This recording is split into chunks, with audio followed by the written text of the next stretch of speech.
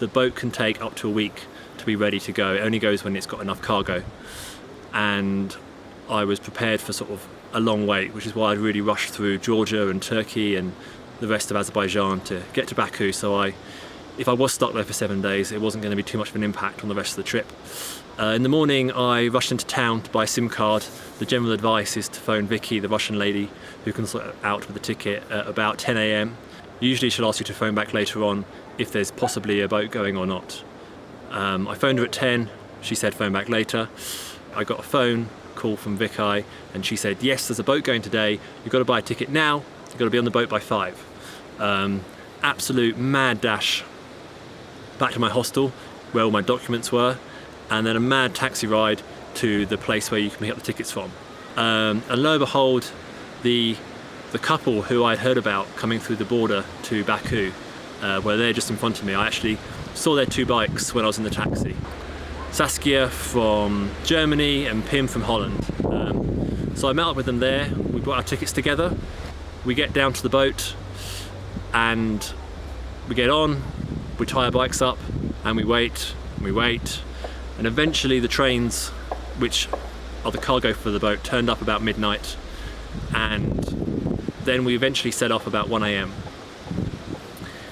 The crossing's meant to be about 30 hours, but sometimes when you get to Aktau in Kazakhstan, there's only one space, so you have to wait for another ship to come out.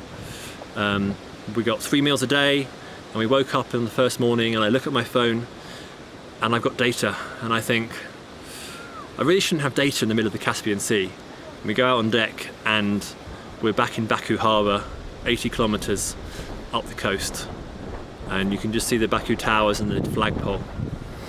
And we wait there, and eventually a fuel barge comes out to us and refuels us. Why that couldn't have happened while we were waiting in dock 80 kilometres south, I don't know. And eventually we set off from Baku at about 2 p.m. and had a full day, night and part of the next day until we reached Aktau about 2 p.m. on the following day.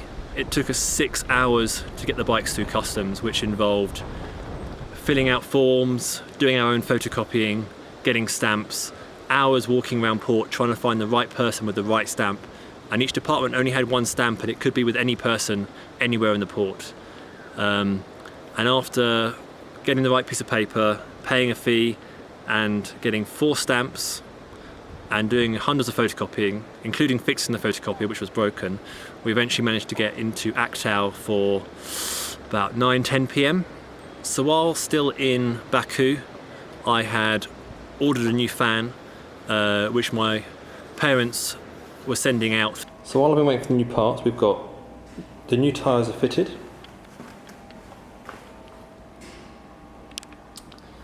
and the fan has come. I had a bit of a heart attack. Here's the old one, and I unboxed the new one today, which is different. Does have the same fittings though, so it's just an improved design. It's bigger. Hopefully this one's less likely to give out on me. The only slight problem is buy it as a unit, but it's meant to have 4 rivets, which they sell separately. So obviously we didn't realise and didn't order, so I might try and buy some nuts and bolts tomorrow, or maybe I'll try and head out on cable ties. We will see. Trying to find somewhere to sleep. Not going too well. So I headed out of Aktau this morning. Well, no, that's a complete lie. I left Aktau at about 3 o'clock. Finished the bike about 1:32. Thought I should get some food. Heading to Bainu. Knew I wouldn't make it all the way. Just driven 20k off route to see if this hotel was open, which is not. I think I'm gonna have to camp.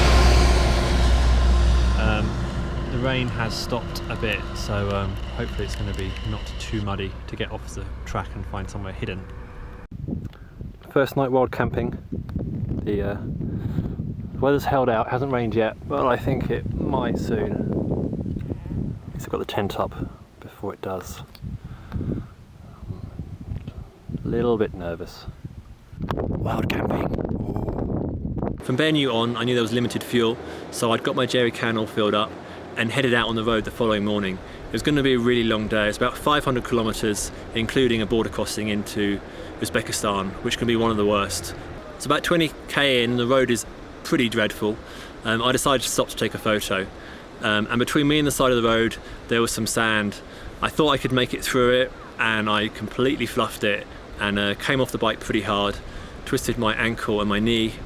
Got the bike back up, headed on, really tough day, 500k with a swollen knee and ankle, where you're having to stand on the pegs pretty much all day, isn't fun. So eventually I made it into Nukus before sundown. So the money here is really stupid. This is 300,000 som, which on the black market you can get for about 50 quid, or in the bank would probably cost you more like 75 quid. Basically it's 300 1,000 notes, and that's what you got to carry in your pocket and count out whenever you want to buy anything. Absolutely mad. Mad. Crazy money. So I've taken a little detour, a couple hundred kilometres north to the Aral Sea, or what used to be. Where I'm stood now in the 1960s, it used to be underwater, and now the new shoreline is about 200 kilometres, a bit further in that direction.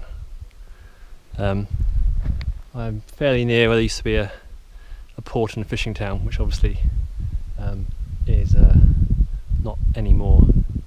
I'm a bit upset because my really expensive bananas are totally squished. And this is where I'm going to spend the night. Pretty secluded, I think. I don't think anyone's going to come along, or here's hoping.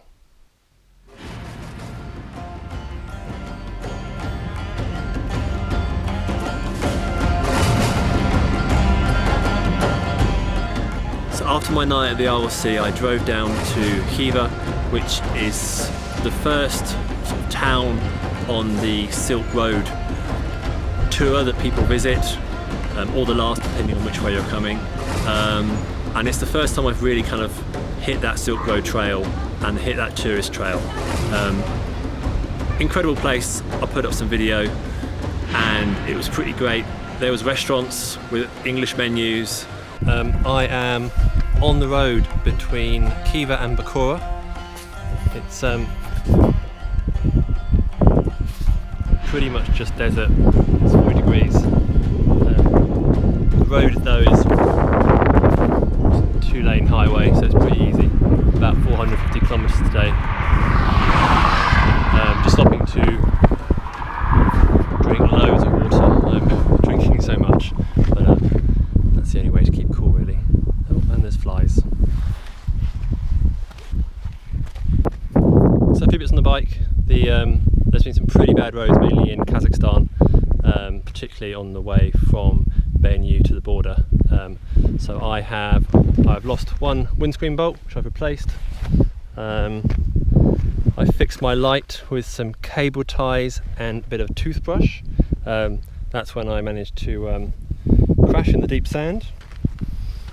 My bash plate bolt has sheared off, so I've fixed that with cable ties until I can get that sorted, hopefully in Bakura. What else have I managed to do? I've lost my left hand chain tensioner, although I have had to change the rear wheel tube since then, so I know I can do it without that. I've got a pretty big gash in my rear tyre, which ended in a flat a couple of days ago before Bakura. Good news is I'm getting quicker at changing my rear tyre. The bad news is I'm a bit worried that something else is going to go through the hole and puncture the new tube, but we'll keep an eye on that for a few days. So once I got to Bakura, which is the next slightly larger town on the Silk Road, I started to meet a lot more travellers, stay in hostels again with dormitories, which is always great for meeting new people when you're travelling alone. I met a New Zealander called Brun, who I travelled with for a few days afterwards, and also met a number of cyclists, Bukhara was really like a oasis after driving to the desert for 400 plus kilometers and getting a flat tire on the way. It was really great to get there with the big green pools of water and the cafes, and it was just lovely to spend a couple of days in the 41 degrees heat. So from Bukhara I drove to Samarkand, which is the next larger town. Again, had a couple of nights there. I rode that bit with Brun, my first time sort of riding any distance with another rider. We stayed in this great hostel with real character. From Samarkand, the closer border crossing to Tajikistan has been closed for quite a while, so you have to cut down south quite a long way. I drove it with Brun and we stopped halfway and camped out in the hills. It was the first night camping where I've been spotted, and a shepherd came down and we tried to chat for a while. He quite liked Brun's boots. He had a big knife, although it wasn't threatening in any way, and he left us to it, and we had quite a good night's sleep. So when I was back in the UK on the Tajikistan website, they were showing off that they have the world's tallest flagpole, 165 metres. I was pretty excited to get into Dushanbe today, and